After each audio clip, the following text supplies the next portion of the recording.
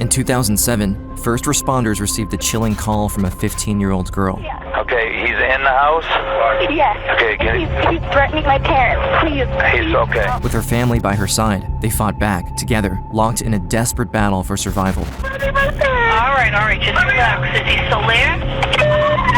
But what they didn't realize was that the man they were fighting wasn't just a burglar. A man dressed in a ninja suit, reportedly armed with knives, has been spotted roaming the streets. Authorities are urging residents to lock their doors. A trail of victims was left scattered along the highways. Police thought they were dealing with random attacks as they struggled to connect the dots, until they discovered a movie and realized the killer had been following a pattern all along, bringing the movie to life, one victim at a time. But the killer had no idea that choosing this family would ultimately lead to his downfall. He's in my room. He put his hand over my mouth and then held a knife to my throat and told me if I screamed, he'll kill me. All right. July 13th, 2007, West Hanover Township, Dauphin County. Todd and Darlene lived a quiet life in a suburban neighborhood near the highway, and together they raised two children, Nick and Nicole. Darlene was my wife and friend, and she's my partner in life. I'd known her since I was 15. At 10 o'clock, I opened the door and told her I was headed to bed, and she said she'd be up in a little bit. I kind of laughed, because I knew better, because she just would be out on the phone till late. Todd and Darlene's marriage had been slowly coming apart. Darlene was very outgoing. She was very friendly, and she liked to go out to local watering holes. Her husband, not so much. He was one of those people that liked to go to bed early. As the night went on, around 2 a.m., Darlene was still on the phone with her friend, but things took a disturbing turn when suddenly, the friend on the other side of the line heard Darlene scream.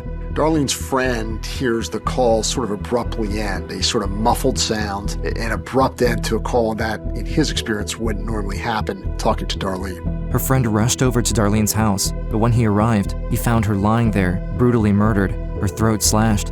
In shock, he banged on the door, desperately trying to get someone to answer, and with no response, he finally called 911. My bedroom door opened up and guys were screaming at me to get my hands in the air. I thought it might be a home invasion or something. Then I started seeing flash photography going off. I knew that wasn't a good sign. That's when they told me that Darlene was dead and she was killed at the hands of another person. That's when things started to fall apart for me. I remember hearing my son scream. He was in the kitchen still handcuffed. He broke the chair he was sitting in.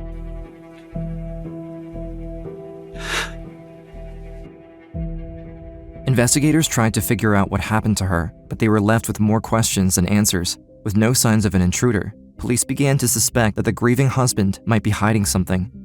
They decided to give Todd a polygraph test, and when the results came back, it confirmed their suspicions. He failed. One of the investigators asked me if I owned any knives. I said, I own a lot of knives. He asked me what I meant by that. I said, I work construction. I have a leather shop. I said, I have all kinds of knives. So he drew me a picture of the murder weapon, asked me if I owned any knives that looked like that. I said no. That was my first moment of thought I was in real trouble. There was no signs of a break-in or any intruder. Darlene was targeted by someone she knew. Someone that knew she liked to sit out in the patio late at night. So this would indicate somebody that she had a relationship with. Human nature is such that emotions are often triggered between people who are close to each other. The police have to probe into a marriage under these circumstances. You had a son and a husband in the house that claimed they did not hear anything, did not hear, oh my God, oh my God. Most spousal murders are passionate where an argument escalated to a physical fight, from a physical fight to murder. On top of losing Darlene, the family was left to carry the weight of doubt that now hung over Todd. My mom had no enemies. She's just great personality and was just loved by everybody. So it was kind of like, why would someone want to hurt her, let alone kill her? And who would do it? Who could be such a monster? But before we continue this story, Unseen's mission is to bring the most powerful retelling of survival to light. And thanks to companies like Aura, today's video sponsor, we can keep bringing you more of these stories. And now, we have a task for you. Have you ever Googled your own name? In less than a minute, you should be able to find your phone number, address, and socials. Anybody could get their hands on that. Usually, to protect yourself from this kind of intrusion, you'd need to scour the internet and fight back on your own. For hours, you'd be filling non-contact forms and hunting down the hackers and data brokers who got their noses into your personal life. That's why we're excited to tell you about today's video sponsor, Aura, the all-in-one identity protection service. It takes care of all the steps needed to rid the internet of your private information. The app will track down the robocallers who have been bothering you for years, alert you if anyone looks for your social security or phone number online, and even monitor your credit, making sure nobody has cloned or stolen your cards. If you are concerned about your private information getting into the hands of the wrong people, you'd be happy to know that Aura is offering unseen viewers a 2-week free trial of the service. Click the link in the description at aura.com/unseen to get a 14-day free trial of Aura and start protecting yourself today. Thanks to Aura for sponsoring this video. And now, back to the case of the McDonough family. While police were focused on interrogating Todd, they had no idea that miles away, the killer had already begun his next round of brutal attacks. But if only the police had known a single movie would hold the key to connecting it all. I study my brain till I've got their pattern, and it's easy to do the rest. 2 weeks later, in a little quiet town called Bloomsbury, in New Jersey, lived 38-year-old Monica Massaro. Monica was well known around town as a regular at the local bar, always out attending live music shows and chatting with familiar faces. But for a few days now, there had been no signs of her. In a town that small, her absence didn't go unnoticed. Monica ran a small cleaning business, and her clients counted on her regular visits. But when days passed without any word, concern began to grow. When a local police officer arrived at her home, he found the front door unlocked. And the moment he opened the door, he knew something was terribly wrong. When I checked the door to see if it was locked and wiggled the handle, kind of gave it a slight push, the door opened. Finding no one on the first floor, he made his way up to the bedroom. The door to that bedroom was open about 12 inches, and through that I could see a foot hanging off the side of a bed. When I opened the bedroom door, I saw a body that was completely drenched in blood, but it was evident that her throat had been slit. It was so gory that it almost didn't even look real. It was just the type of crime that someone with an incredible amount of violence and rage would have done. We didn't have anybody that we would call suspects specifically, and that proved challenging for us. Through all our processing, several days, we came up with no DNA that would link the crime to another person. Although residents reported seeing a man, there was someone out at the time when Monica was killed, shaking doors, looking through windows. So it opened up a scope of it's either going to be someone very close to Monica, or as we feared, it could be a random person that was out trying to get into houses. Ever want to get through a one-knob door? Tape some backing tape on the front. It's a lot easier than picking a lock. A lot of you wouldn't sleep well at night if you knew how easy it was. Less than 24 hours later, around 11 p.m. in a nearby town, another woman had her own terrifying encounter. While out walking her dog late at night, she spotted a man standing in the street, dressed in black, with a mask over his face and blade strapped to his waist. As he began walking towards her, she bolted back to her house, locked the doors, and called 911. Please hurry, there's somebody outside my house. He's looking in all the windows. Okay, what's the address? Oh, he's trying to break in. Oh my God, somebody's trying to break in. Okay, we have... Somebody here. Okay, these are going trying to break in right now. Okay, what part of the house is he at? He's at the front door. He's at the front door? You might be in the house. I can hear something now. The man couldn't break into the house, and by the time police arrived, he had vanished once again. Although he managed to escape, she was the first to get a clear look at the man. For the first time, police finally had a description. I saw a man all dressed in black walking away, looked like a ninja with like holsters sticking out of his sides, and then he turned and looked at me, and it just wasn't right. So I ran in the house, we closed all the windows, and he followed me back. Word spread quickly across state lines. Everyone was on high alert, but the most disturbing part, no one knew when or where he'd strike next. A man dressed in a ninja suit, reportedly armed with knives, has been spotted roaming the streets. Authorities are urging residents to lock their doors and remain vigilant. The murders happened too quickly, in too many different towns, for a clear pattern to emerge. But there was one unsettling detail that appeared again and again, a deep slash to the throat. Meanwhile, Todd was still being interrogated by the police, despite the killings continuing and his alibis checking out. The police still had their eyes on him. As the killer continued his string of murders, the body count kept rising, and so did the fear in each town he might be passing through. But one family was ready to face him and change the course of history. July 30th, Chelmsford, Massachusetts. The McDonough family was living a quiet life. Kevin and Jeannie McDonough had known each other since high school and eventually got married. They were the proud parents of 2 children, Brian and Shea. The McDonoughs were a church-going family, attending services every Sunday. They were the kind of family you'd expect to see at community events. Always together and always present. On that night, Shea returned home after spending the evening out with her friends. Thinking that my brother was coming home that night, I wanted to make sure that he wasn't going to text me 2 hours later being like, "Hey Shea, can you come unlock the door, it's locked." Shea was being a good sister and looking out for her big brother. However, around 4 a.m., things took a disturbing turn. Shea was in her room when she heard a faint noise, like glass breaking somewhere in the distance. It wasn't long before a dark figure appeared at her door. She froze as she saw a man standing there with a knife in hand. The man clamped his hand over Shea's mouth, pressing a blade to her neck and whispering, "If you make any effing noise, I'm going to kill you." And that's when I just kind of went into panic and I just started kicking. And I just pushed my back against the bed, hoping to make as much noise as possible so that my parents could wake up and hear me.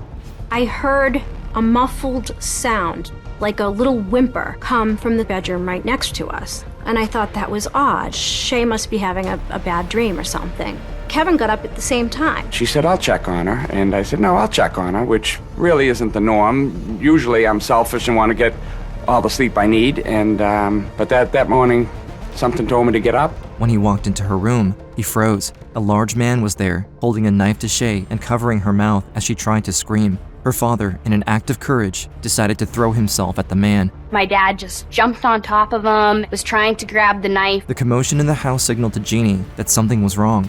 She raced to Shea's room, only to find her husband locked in a struggle with the stranger beside Shea. He was dressed all in black, black pants, black mask, just a terrorizing figure. And he was huge. Without a second thought, she lunged forward, reaching for the knife. I was saying, "Get the knife, get the knife." The knife was very big. The blade was, I'm gonna say, that long. And so I tried to grab the grip of the knife, but the man's hand was huge and it was ineffective. It wasn't doing anything. So I just grabbed the blade of the knife because I didn't know what to do. It was the scariest thing I've ever seen. I saw a knife, a guy that was probably 3 times the size of my dad, going after my mom and my dad. I instinctively told my daughter, "Call 911 and get my gun." I don't have a gun, but something inside me told me to say that, which would keep him on his guard. After the family struggled with the intruder for 5 intense minutes, Shea sprinted down the hall, grabbed the phone, and dialed 911, her hands shaking as she spoke to the dispatcher. What's going on? A man came in and put it to my neck and his brother was there. All right, just relax. Is he still there? The married couple held on to the stranger with every ounce of strength they had, but then Kevin's grip faltered for just a moment as he caught sight of blood streaming down his wife's hands. Sensing the distraction, the intruder seized his chance. And all of a sudden, he got a burst of adrenaline. He erected himself up off the bed with me on his back. That's when I knew I was in some deep. When the man stood up with Kevin on his back, the knife slid through my hands. I thought, oh, this is it, we're all dead. He scrambled towards the door, but before he could break free, Kevin and Jeannie grabbed him again, determined to hold him down until help arrived. It was so stop and go where 1 minute my dad had him under control and then he'd freak out again, and it was scary. With his years of experience in wrestling, Kevin locked his arms around the man's neck. In high school, I wrestled. I knew a chokehold was the only thing that a guy of this size that I had a chance on restraining him and taking him down was if I took his wind out. And I choked him on the throat and threw my weight back and pulled him with me and we hit the floor. She was still on the phone, urgently relaying every detail to the police, unaware if her father was still trying to win against the stranger. What does he look like? I have no idea. He has a mask on. I need you to stay on the line with me. He has a mask on, all black mask. He's like a big guy. Is he still in the house? Yeah, my dad's holding him down. Okay, the father has the guy held down right now. For 10 minutes, she waited anxiously outside. But then, everything in the house went quiet. She didn't know if her parents had overpowered the intruder or if something far worse had happened. Suddenly, Shea spotted a police car approaching in the distance. You see the cruiser? It just went by. All right, go flag the cruiser down. Okay. As the police arrived at the house, she quickly explained the situation. Without hesitation, the officers rushed inside, heading straight for her bedroom. She followed closely behind, her heart pounding, unsure if her parents had made it out alive. As she entered the bedroom, she saw her father pinning the man to the ground and her mother standing over them, gripping the knife in her hand. Police then proceeded to handcuff him, and for the first time that night, the family could finally breathe. I didn't cry. I just immediately hugged my dad. He was really choked up. It really hadn't hit him yet. I don't think it hit any of us, what had happened. As I left the room, Shea was with me. We just held on to each other for a little bit. And I wasn't going to let go of her for the life of me. The man they had fought so hard against was finally brought to the station, where police removed his mask. His name is Adam Leroy Lane. He was in his early 40s. He was a white male, and he had no significant criminal history. We found that Adam lived in a house with his wife and kids in Jonesville, and Jonesville's a very quiet town in North Carolina. Although Adam was initially arrested for home invasion, the police soon discovered he was a truck driver, moving from states to states. His truck had been parked near the McDonough's home. As they began to inspect the vehicle more closely, they realized there could be something much darker lurking behind the man's past. There was a couple of knives, large hunting knives, and there was also fanny pack belt that had the knife sheaths hanging from it. There was choking wire, Chinese throwing star, and there was a leather mask with the eyes cut out and the mouth cut out. That's when they realized he wasn't just a simple burglar. As detectives dug deeper, they found something unsettling among his belongings. We found his logbook, receipts, some more knives. We also found a movie inside of a DVD player. That movie's titled Hunting Humans. In it, the killer kills with no motive at all, only for the thrill of killing. Never have a motive. The easiest way for the cops to catch you is if you have a reason for killing the victim. It's why I've been able to kill 107 people so far. Police officers began reaching out to departments in other states, looking for any recent murders that matched the movie's methods. One detail kept coming up. Each victim's throat had been slashed. It wasn't long before investigators noticed that these killings mirrored scenes from the movie. In Lane's mind, the film wasn't just something to watch, it was a guide. Each murder was planned like a scene. Each victim had a role he'd chosen for them. Lane wasn't just imitating, he was reenacting bringing the movie to life, one victim at a time. Back in New Jersey, Officer Jeff Noble, who was leading the investigation into Monaco Massaro's murder, picked up on the pattern. Seeing a potential link, he contacted the authorities, who had Adam Lane in custody, confident that they were onto something. But with no DNA completed yet to confirm a connection to Monica's murder, he wasn't able to get an interrogation. However, against all odds, the officer got a call from the investigators down in Massachusetts that would change everything in the case. Basically, we wanted to know if Adam Leroy Lane was in New Jersey at or near the time Monica Massaro died. Anything that would indicate to us Adam Leroy Lane's route of travel. And all of a sudden, Detective Tyros kind of stops and he goes, "Hey, I have a receipt here." And he goes, "It's from Bloomsbury, New Jersey." He gave us the second piece, which was July 29, 2007, right at the time we believe Monica died. A short time later, I heard Detective Noble say, "George, we're coming to Chelmsford."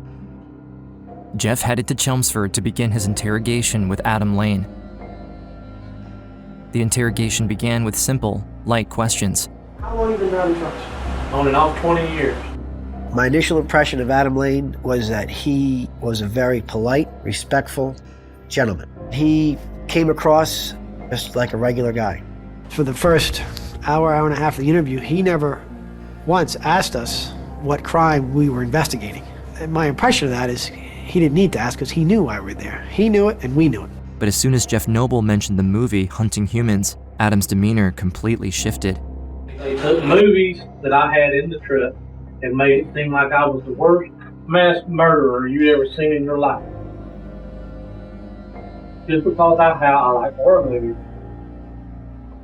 Without hesitation, Jeff looked him in the eye and said he knew what he'd done to Monica and Bloomsbury. Adam looked away, shook his head, simply replying, "I'm done." I packed up our stuff, we turned off the tape recorder.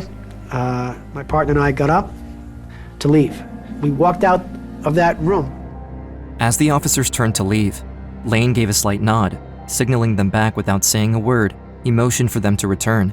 Once they sat down again, Lane finally broke his silence, confessing to the murder of Monica Massaro. I had the knife, it was on the bed. She rolled against it, cut right here. Best I can tell. And I'm no medic. Put this jugular vein right here. What happened next then? She bled to death. I didn't know nothing about it. Didn't take very long. About how long? But Adam's final words sent a chill down Jeff's spine. He casually mentioned cleaning his knife every week, hinting at something darker. There could be countless other murders across the state tied to him. But after that day, Adam refused to admit to anything more. No one truly knows how many lives he took. I think we caught a serial killer possibly early in his killing career. Absolutely, because he wasn't going to stop.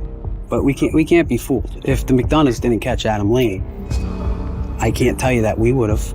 With Adam's confession to Monica's murder, it seemed justice was finally within reach. Investigators are following leads into unsolved crimes along Lane's truck route in North Carolina, Virginia, and Pennsylvania. Not long after, investigators sent Adam's knives to the lab, hoping they'd reveal the full extent of his crimes. And so, a series of trials awaited Adam, starting first with the McDonough family's case. Police say the man behind a violent home invasion in Chelmsford may also be a serial killer. And for the first time since being charged with a murder in New Jersey, Adam Lane appeared in court. Shea and her parents had to face their attacker again, but this time without a mask on his face. He was kept in a plexiglass, bulletproof partition on the other side of the court from us. He just looked like a caged animal. He was disgusting. As the trial unfolded, the McDonough family took the stand, recounting every detail of that night. He wouldn't stop staring at me, and that was the worst feeling in the entire world. I wanted to leap over the railing, actually, because I was so angry at that point. I mean, I really wanted to get a punch in or something. With the overwhelming evidence against him, Adam Lane was sentenced to 25 to 30 years in prison for what he did to the McDonoughs. Justice was getting served, but this conviction was only the beginning. Even though he terrified me, I wanted to face this guy down. I'm sorry, but you don't come into my house and attack my family. I'm going to be there.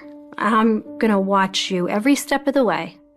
I felt compelled that, okay, even though the legal battles for us were over, I was going to see this thing through, and I was going to make sure I was with the families of the other victims. A month later, the McDonoughs made their way to support the Massaro family during their own trial. When they saw Monica's elderly parents, they offered words of comfort. I remember giving Monica's mom a hug and just saying how sorry I was and just really feeling her pain. And it was hard. It was really hard. I was relieved that they were able to be there and see him sentenced. Absolutely no mercy toward Monica Massaro when you brutally cut her throat, watched her die, and then desecrated her dead body. We don't know why a person who is a husband and a father suddenly commits these kind of acts. You are sentenced to serve 50 years in the New Jersey State Prison. Adam was then sentenced to 50 more years in prison, and that didn't even include the charges from the McDonough case. Even though the Massaro and McDonough family saw justice with Adam Lane's sentencing, Todd Ewalt was still carrying the weight of his own accusations. Despite the charges, he had no way to prove his innocence. But everything was about to change. The DNA results from Lane's knife had just come back from the lab. When the DNA laboratory analyzed Lane's knife, they found profiles from 5 different victims, including Darlene Ewalt. With all the evidence in hand, investigators were finally able to piece together the murder. He may have tested more than one door, but then he saw the light on in the patio, and that's what sealed Darlene's fate. The most unlikely place, the most unlikely person. No attachment other than the fact that she was easy prey that evening. He was hunting humans, but a whole team was hunting him. Darlene was hunting him by giving us the information we needed, down to her very blood. Todd was ready to seek justice for his wife and make sure the truth came to light. The McDonoughs stayed true to their promise to support the other victims' families, heard the news about Todd Ewalt, and made their way as well. As we were walking into the courtroom, we noticed this gentleman sitting against a railing outside of the courthouse, and he just looked lost. We learned that it was Todd Ewalt, the husband of Darlene Ewalt. The McDonoughs were there, and the Massaros were there. It showed a lot of solidarity between the families, the connection that we all feel as a result of being tormented by this guy. The Ewalds were devastated, but with the other families standing by their side, they were ready to confront what had happened. There was some tension in the courtroom, but there was also a lot of tears and pain. And then there was just nothing from Lane. He was a blank slate. It's like he didn't even care. As we continued to talk with the Ewald family, they were becoming concerned about an actual trial, going through the emotional aspects of hearing about Darlene's death in a trial, the fact that a defense tactic might be to try and blame Todd as the killer. Todd closely followed the previous trials, knowing Adam Lane was already set to serve 80 years in prison. So, in the end, he accepted a plea deal that would add only 10 to 20 more years to Lane's sentence. In doing so, he spared him from the death penalty. It was not hard to accept a plea deal for life in prison for Adam Lane. Whether he's on death row or not, it's not going to change my circumstances at all, because nothing can make up for all of the pain that he's caused. Justice at last was served for all families. As the trial ended, the Ewalds and the McDonoughs met in the hallway, no longer strangers. I gave him a big hug, and I just felt like awful. Why am I here and his wife isn't here? I can't even begin to think how bad it would have been if Lane was never caught. I can call Jeannie anytime. She's programmed in my speed dial. And usually at the end of every phone call, it ends with "I love you." It's great because it's almost like a second mother. If there's anything I can do for Nicole to make the road ahead easier for her, I owe it to her. A bond formed that day, one that would keep Jeannie and Nicole in touch, united by both loss and strength. The McDonough family didn't just survive that night. They stood their ground against a threat no one saw coming. Their courage brought justice and healing to more than just their own family. They showed that no matter the odds, the power of family and support can carry us through even the most unthinkable trials. The McDonoughs are sort of like heroes in my book. They stopped an innocent man from going to jail. They put a guilty man away, and they saved countless women. When I go to bed at night and I look at my husband, I think, you are just my hero, really. I mean, he saved my daughter's life, he saved my life, he saved his own. We're here because of him, so he really is the hero. I think about Monica and her family and the Ewalds, and I say to myself, why were we so lucky? But I feel that he was sent there to be stopped to our house. I feel there was a reason or a greater power that enabled us to stop him that night, and I feel he was sent there to be stopped.